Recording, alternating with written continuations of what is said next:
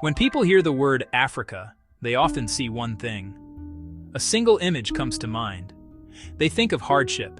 They picture roads full of dust and mud. They see faces marked by struggle, people who need help. This image is strong. It is powerful. It is the image many of us have been shown, time and time again. But images can be small. They can be narrow. They can hide so much more than they reveal. They can keep bigger truths hidden in the shadows. What if Africa is larger than that single picture? What if cities shine with a million lights at night? What if people live quietly, holding great wealth and purpose? This essay is a slow walk, an invitation to look again. We will travel through 3 cities: Abidjan, Lagos, Accra. It wants to show a different side, a different story. Cities we do not often see on screens outside the common narrative.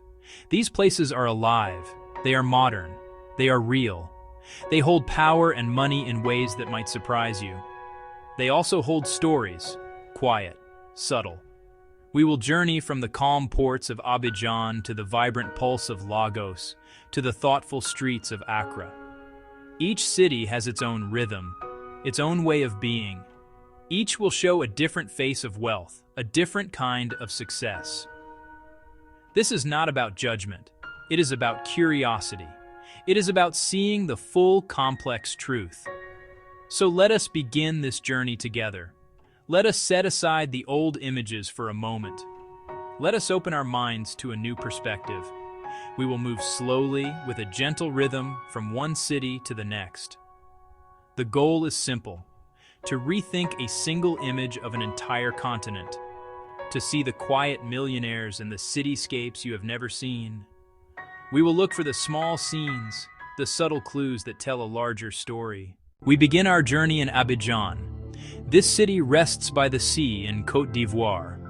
It has a calm energy. It does not shout its presence. It is measured. It is graceful. Walk past tall office buildings that seem to touch the clouds, silent witnesses to the city's ambition.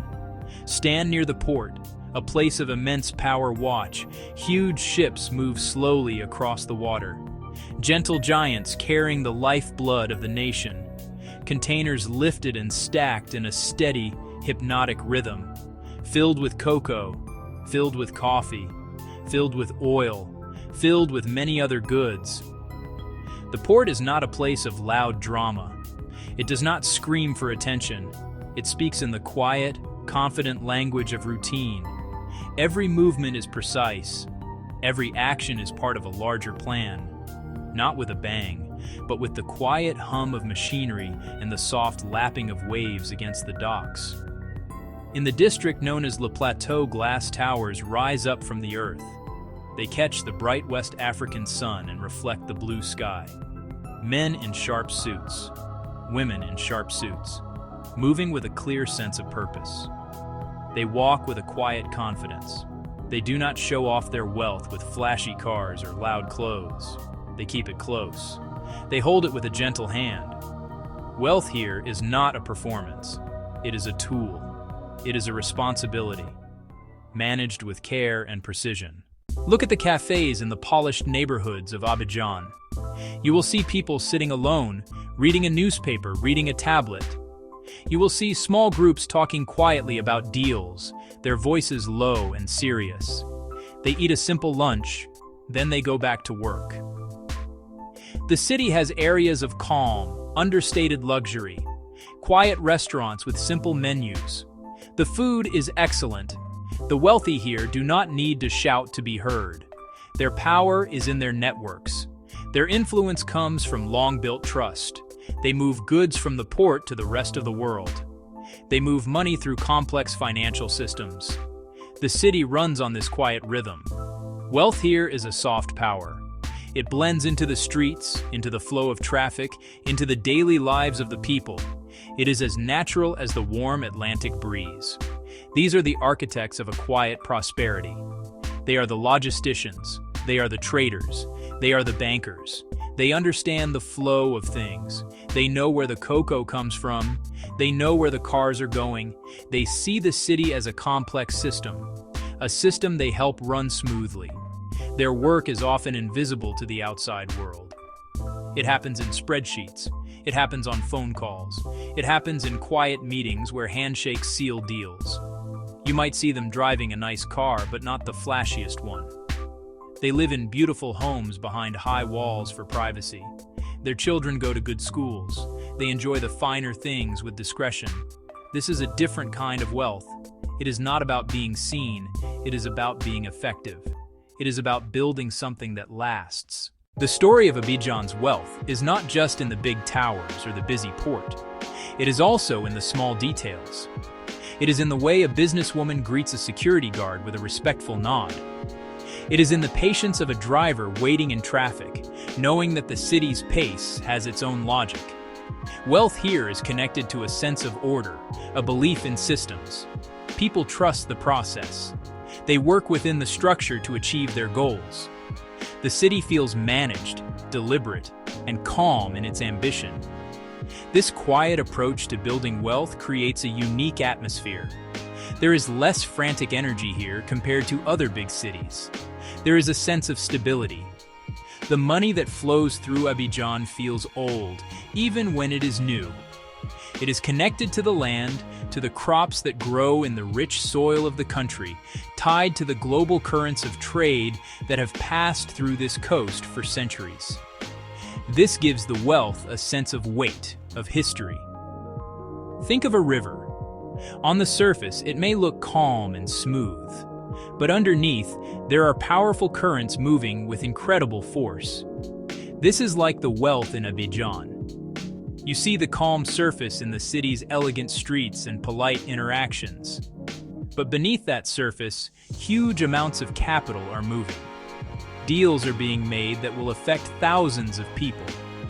The quiet millionaires are the ones who understand these currents. They know how to navigate them. They do not fight against the flow. They move with it.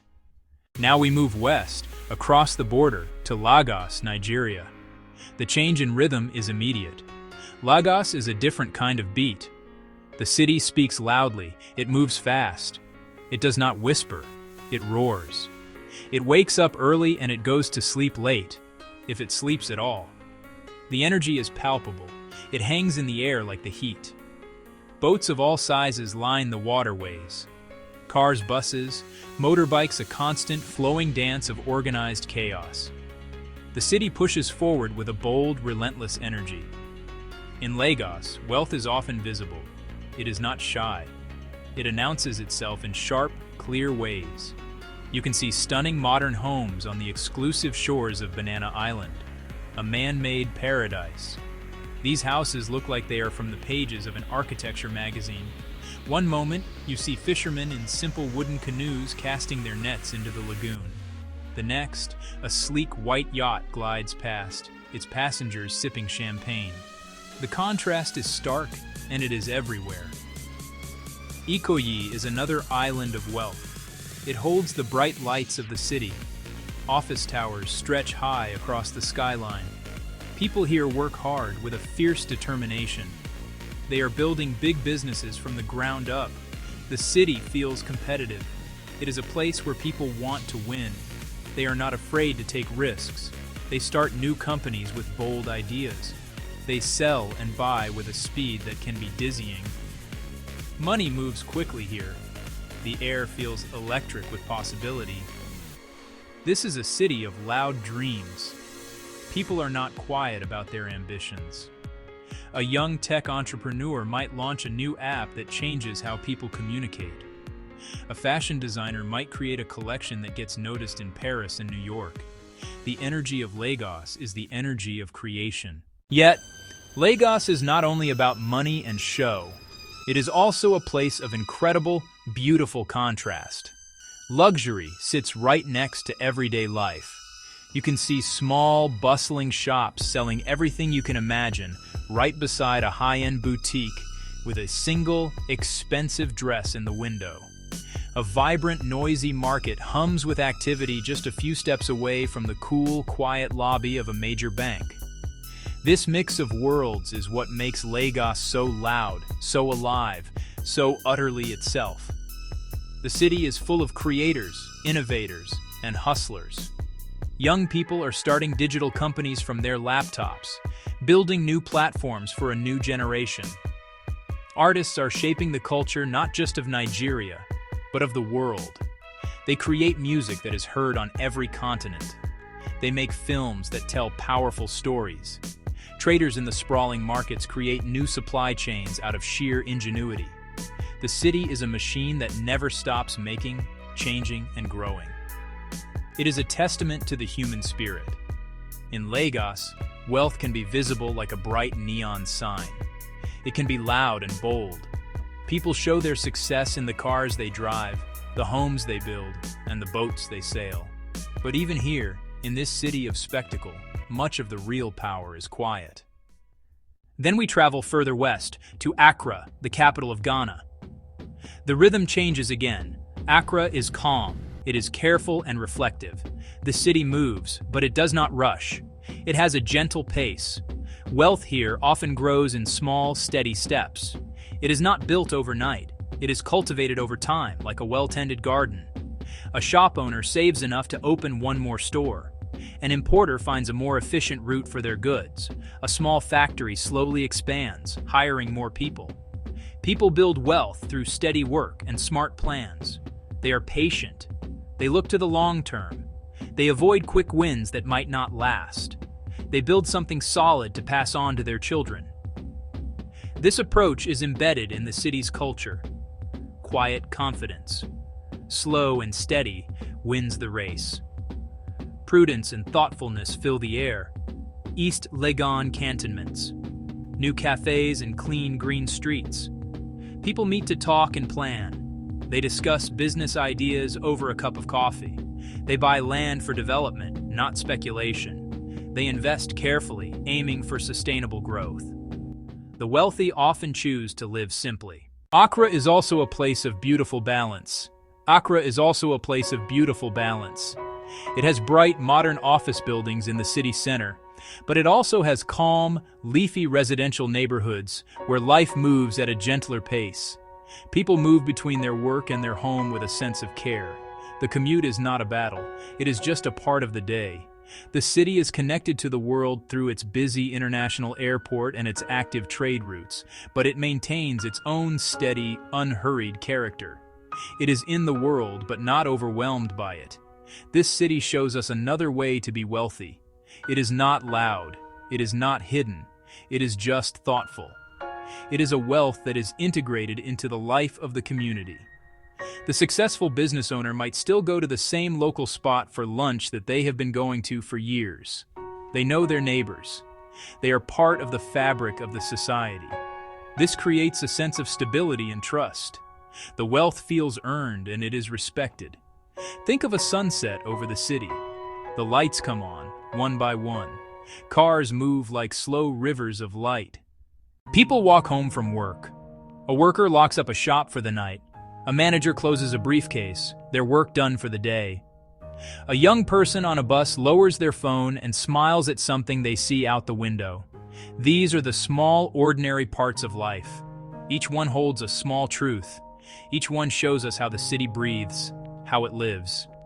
Across these three cities, Abidjan, Lagos, and Accra, one idea becomes clear. Across these three cities, Abidjan, Lagos, and Accra, one idea becomes clear. Across these three cities, Abidjan, Lagos, and Accra, one idea becomes clear. Wealth has many faces. It is not a single story. It is not one size fits all. Some people show their wealth loudly, with joy and pride. Some keep it soft and quiet, like a well-kept secret. Some build it slowly and carefully, over a lifetime. The world often shows us only one face of this continent. But that face is just a small part of the whole, a single frame in a much larger film. Why does this matter? Why is it important to see these other faces? It matters because stories shape what we believe.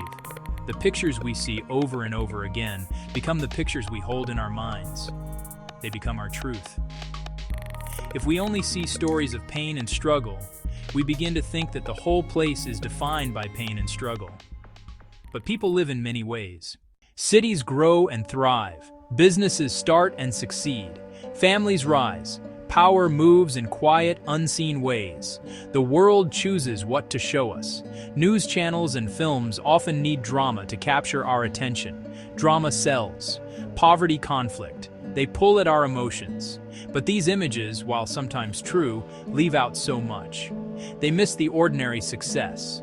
They miss the calm offices where big decisions are made. They miss the slow, steady work at the ports. They miss the faces of people who do not ask for our attention, who are simply living their lives.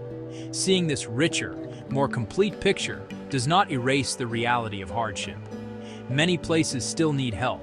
Many people still work hard every day just to make a better life for their families.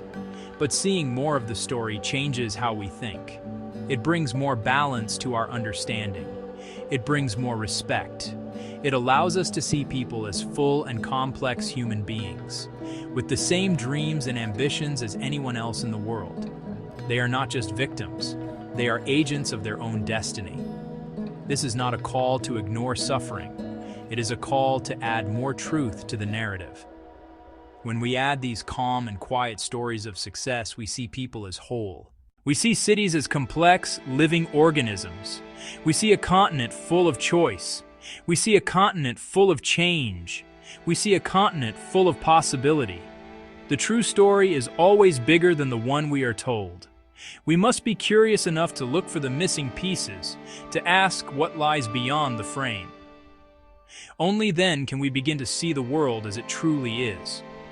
In the end, this richer picture does not fit into a single, simple frame. It needs many frames. It needs slow shots. It needs careful listening. It needs voices that do not shout. It needs music that breathes. It needs time to unfold. If you walk through Abidjan at sunrise, you will feel the day begin with a quiet, powerful energy. If you stand on a balcony in Lagos at dusk, you will feel the city pulse and breathe around you. If you sit in a cafe in Accra in the afternoon, you will feel the calm hum of plans being made, plans that will one day become small empires.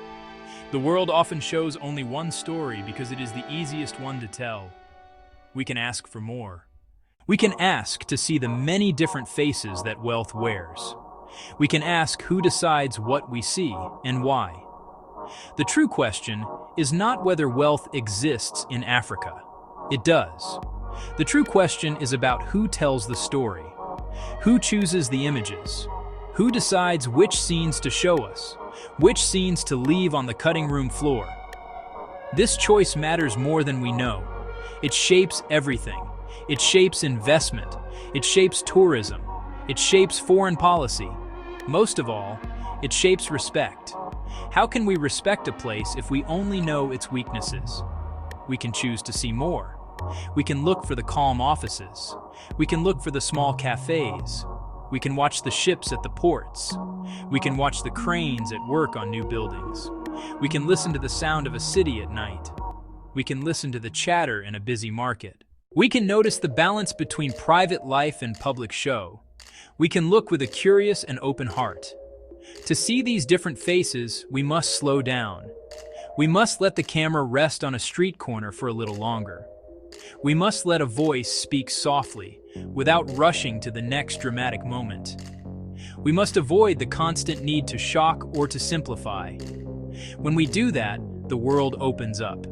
We find stories that are more human, more subtle, and more true. These are the stories that stay with us. They make us think. They make us feel. They make us see the world and each other in a new light. What if the next picture we see of this continent is not the loudest one or the most dramatic one? What if it is simply the truest one? Okay, let us begin.